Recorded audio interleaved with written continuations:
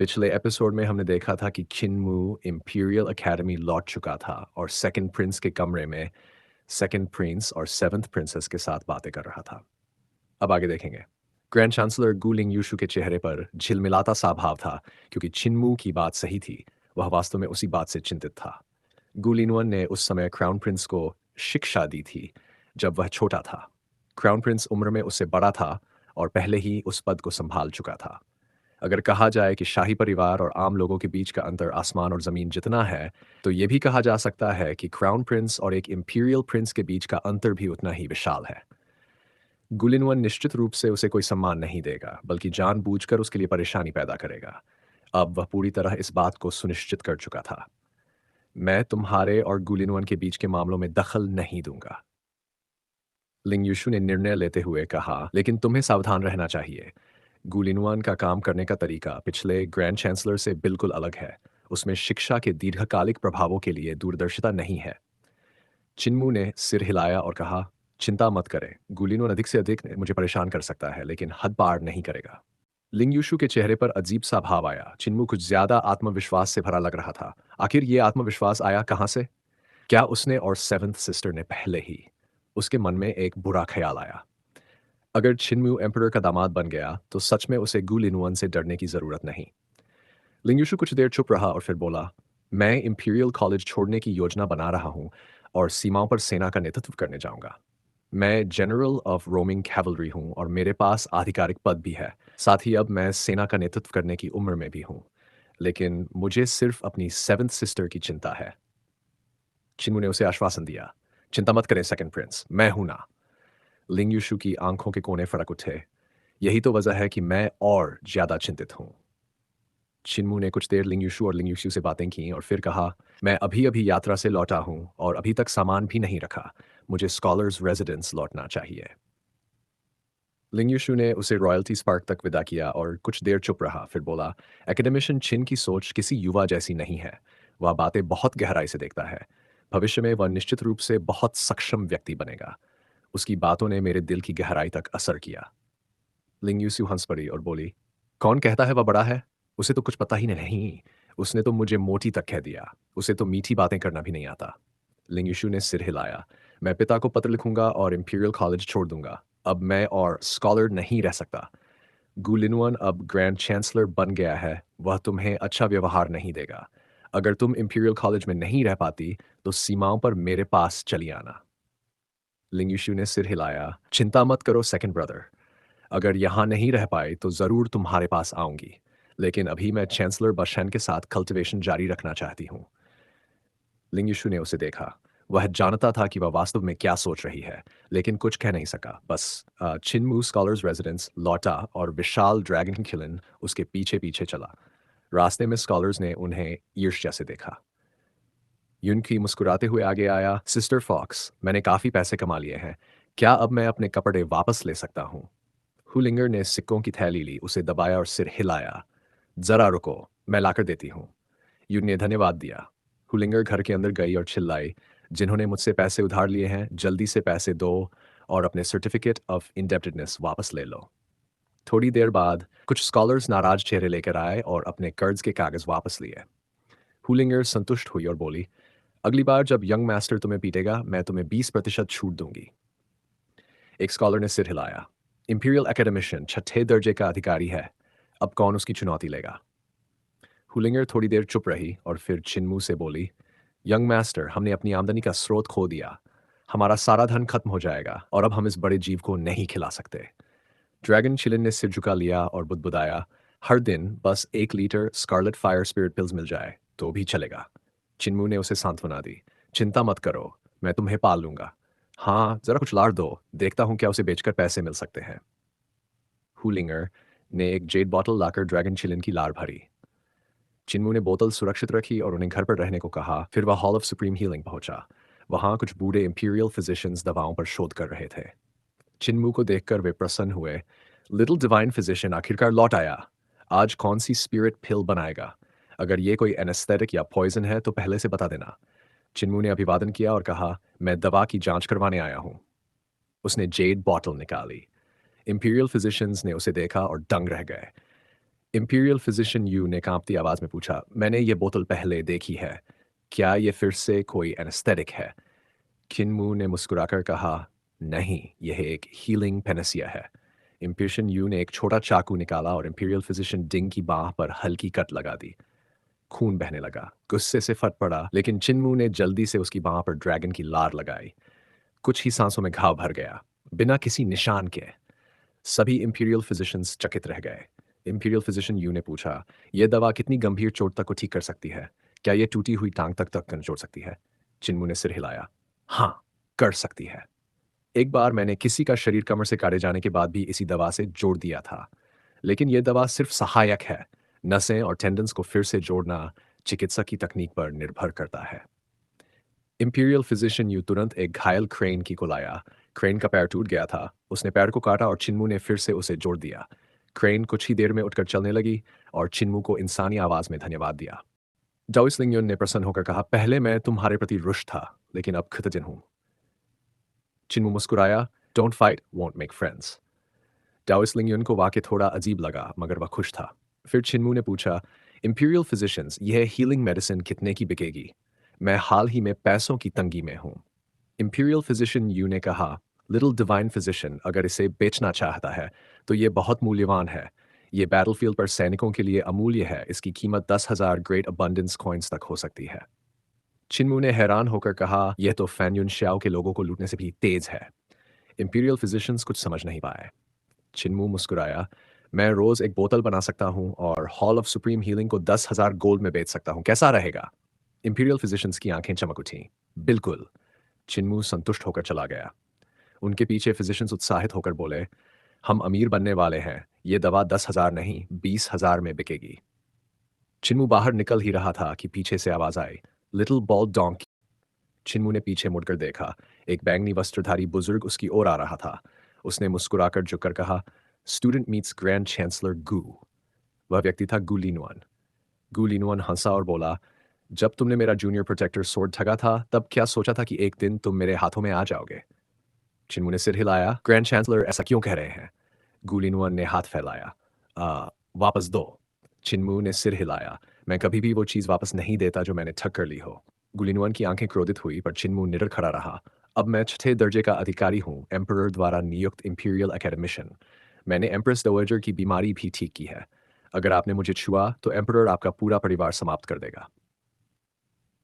Boom! गुलिनुअन के चारों ओर devil ची उमड़ पड़ी और 1,000 फुट ऊंचा डेविल गॉड प्रकट हुआ, जिससे हवा और स्थान तक विकृत हो गए। चिन्मू मुस्कुराया, क्या ग्रैंड चांसलर के पास और कुछ कहने को है? गुलिनुअन ठंडे स्वर में बोला, अगर मैं तुम्हें मारना चाहूं तो खुद हाथ गंदे नहीं करूंगा। पीछे से एक भारी आवाज गूंजी, अगर तुमने मेरे जूनियर ब्रदर को छुआ तो एम्परर को तुम्हारे परिवार को समाप्त करने की जरूरत नहीं, मैं ही कर दूंगा। गुलिनुअन का शरीर सख्त हो गया। उसने ठाका लगा कहा, चांसलर बशान, तुम इस छोटे बॉल डोंकी का पक्ष ले रहे हो? बशान बिना भाव के खड़ा था, उसकी 2 नाइफ्स हवा में झनझना रही थी। ओल्ड गू, तुम 200 साल से गायब थे। तुम्हारी पैथ, स्किल्स और डिवाइन आर्ट्स अब पुराने हो चुके हैं। क्या तुम्हें थोड़ी गाइडेंस चाहिए? गुलिनवन हंस पड़ा और डेविल ची में विलीन हो गया। उसकी आवाज दूर से गूंजी, गाइडेंस? क्या यहाँ हेवन नाइफ है? अचानक हवा में एक नाइफ ची चमकी और उस डेविल ची के पीछे दौड़ पड़ी। चिन्मू ने सिर हिलाया, चांसलर बाशान को लड़ना बहुत पसंद है। अब तो वह जरूर गुलिनवन से भिड़ेगा।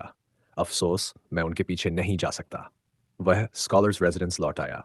दरवाजे में प्रवेश करते ही हुलिंगर की आवाज थी, यंग मास्टर, हमारे यहाँ एक मेहमान आए हैं। चिन्मू अंदर गया और एक मध्यम आयु के व्यक्ति को आंगन में खड़ा देखा, हाथ पीछे बंधे हुए।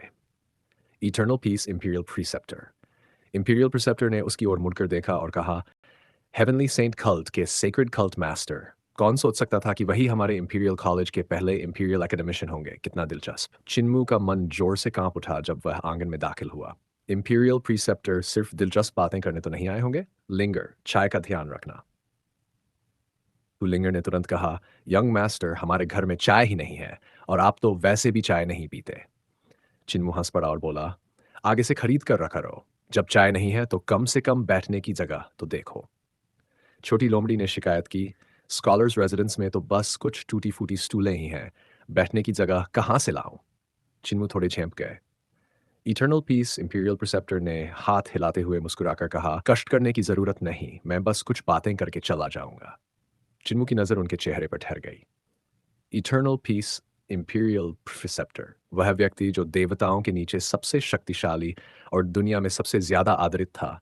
उसका चेहरा भले ही बहुत सुंदर न था, पर उसमें कुछ ऐसा था जो जितना देखो उतना आकर्षक लगता था।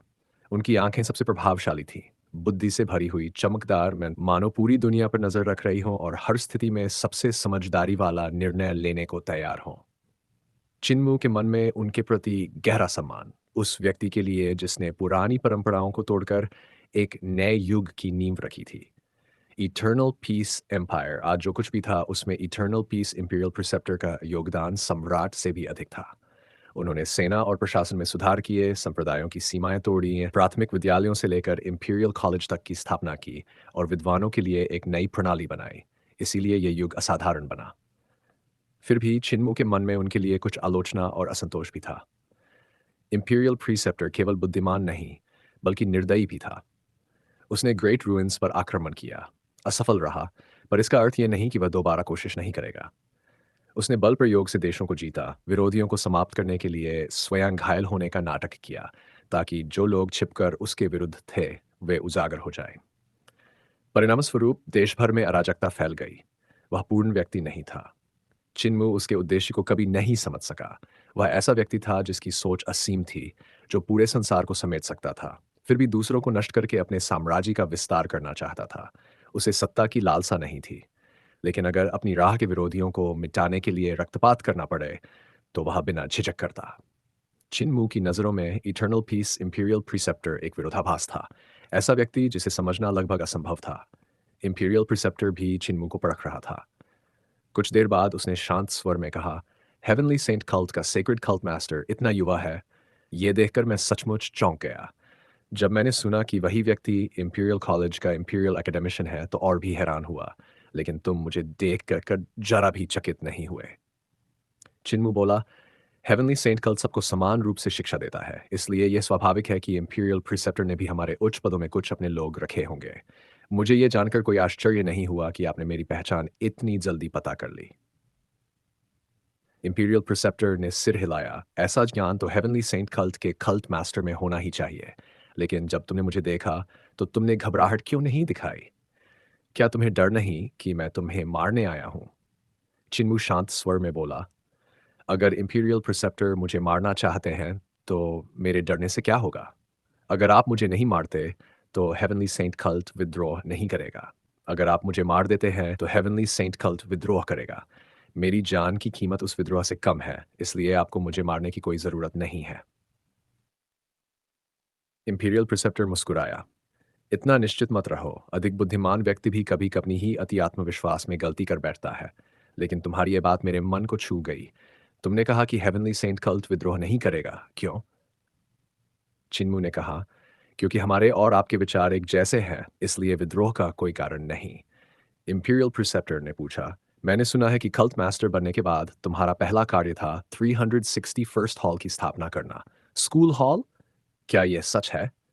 चिन्मू ने सिर हिलाया। मैंने इंपीरियल प्रिसेप्टर की तरह हेवनली सेंट कल्ट में भी सुधार करने का प्रयास किया। इंपीरियल प्रिसेप्टर बोला, हेवनली सेंट कल्ट स्वयं एक साम्राज्य है जो एक संप्रदाय के नाम पर चलता है। अगर तुमने मेरी तरह उसमें सुधार किए, तो क्या वह इटर्नल पीस के अंदर एक और एम्पायर नहीं बन जाएगा? शांति के समय में तो शायद विद्रोह नहीं होगा, पर अगर दुनिया अराजक हो गई, तो तुम लोग अवसर पाकर खुद को ऑर्थोडॉक्स घोषित कर सकते हो। चिन्मू मुस्कुराया। इस युग में हेवनली सेंट कल्ट इसलिए विद्रोह नहीं करेगा, क्योंकि मौजूदा इटर्नल पीस एम्पायर स्वयं एक विशाल हेवनली सेंट कल्ट है। जब हम ही सब कुछ हैं, तो विद्रोह क्यों करें? इंपीरियल प्रिसेप्टर ने रुचि लेते हुए पूछा, तो फिर तुम लोग कब विद्रोह करोगे? चिन्मू ने गंभीरता से कहा, जब इंपीरियल प्रिसेप्टर स्वयं हेवनली सेंट कल्ट के सिद्धांतों से भटकेंगे, जब आप पाथ ऑफ द सेंट को त्याग देंगे, उस दिन eternal peace empire heavenly saint cult नहीं रहेगा और हम अवश्य विद्रोह करेंगे। इंपीरियल प्रिसेप्टर ने हल्की मुस्कान के साथ कहा, बहुत साहस है तुम्हारे शब्दों में। चिन्मू बोला, यह साहस नहीं, सच्चाई है, क्योंकि यदि मैं झूठ बोलूंगा तो इंपीरियल प्रिसेप्टर उसे पहचान लेंगे। इंपीरियल प्रिसेप्टर धीरे धीरे कुएं के पास गया और शांत गति में बोला, तुम ग्रेट रूइंस से आए हो और हेवनली सेंट कल्ट में तुम्हारी कोई जड़ नहीं थी। मैंने सोचा था कि तुम्हें नियंत्रित कर अपने प्रभाव से ऊपर उठने दूं, लेकिन अब मैं ऐसा नहीं सोचता। चिन्मू पास आ गया। इंपीरियल प्रीसेप्टर बोला, तुम जैसे लोग खतरनाक होते हैं। जो अपने विचार खुद रखते हैं उन्हें नियंत्रित करना कठिन होता है। ऐसे लोगों को समझाने से बेहतर है उन्हें समाप्त कर देना। एक व्यक्ति को समझाना कठिन है, पर एक पूरे संप्रदाय को समझाना उससे भी कठिन। इसलिए डाओ सेक्ट और ग्रेट थंडरक्लैप मोनास्ट्री जैसे पंथों को समझाना भी असंभव है। सौभाग्य से हेवनली सेंट कल्ट और इटर्नल पीस एम्पायर के सिद्धांत एक दूसरे के विरुद्ध नहीं हैं। चिन्मू ने पूछा, imperial preceptor heavenly saint cult को अभी नहीं छुएंगे, पर डाओ सेक्ट और ग्रेट थंडरक्लैप मोनास्ट्री का क्या? इंपीरियल प्रिसेप्टर ने गंभीरता से कहा, यह इस पर निर्भर करेगा कि वे क्या करते हैं। यदि वे अपने सिद्धांतों को कर्म में बदल सके, यदि वे knowledge is action and action is knowledge को प्राप्त कर पाए, तो मैं उन्हें मिटा दूंगा। पर अगर वे केवल बातें करते रहे और उन्हें जी न सके, तो उनके लिए जीना कठिन नहीं होगा। चिन्मू ने धीरे से पूछा, तो इंपीरियल प्रिसेप्टर का स्वयं का दर्शन क्या है?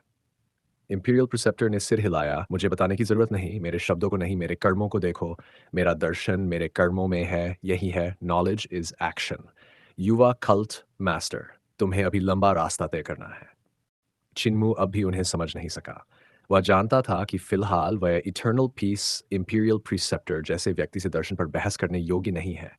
उनकी दृष्टि बहुत ऊंची थी, उनका ध्यान बहुत विशाल और सूक्ष्म, उनका path skills and divine arts का समझ उस स्तर पर था जहां तक लोग केवल देख ही सकते हैं, पहुंच नहीं सकते।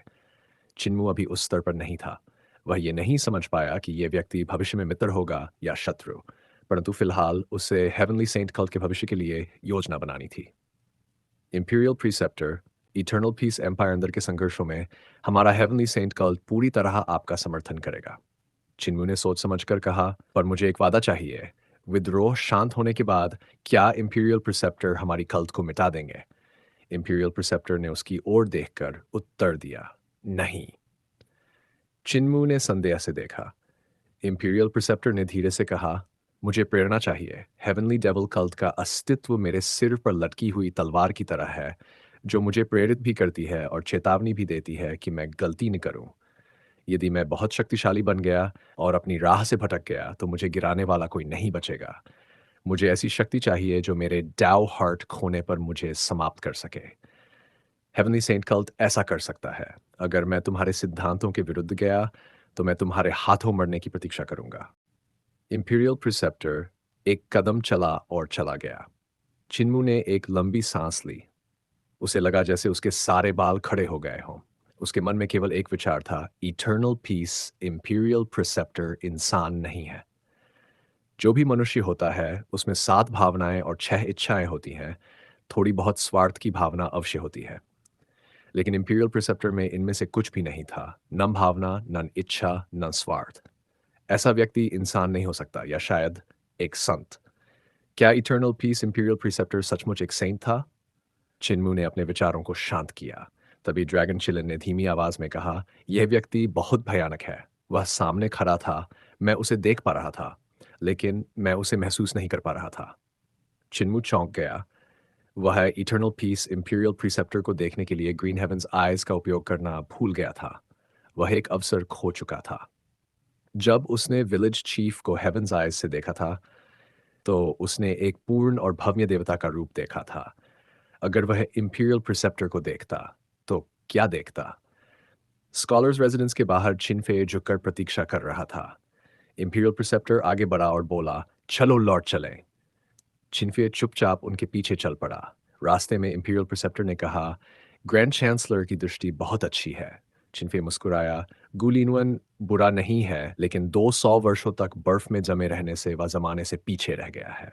इंपीरियल प्रिसेप्टर ने कहा, मैं दूसरे ग्रैंड चांसलर की बात कर रहा हूँ। जिस उत्तराधिकारी को उसने चुना है, वह अत्यंत योग्य है, लेकिन वह मेरे जैसा है, और यह समानता मुझे असहज करती है। कभी कभी उसे देखकर उसे मारने का मन होता है। चिन फेयू समझ नहीं पाया कि उनका अर्थ क्या था।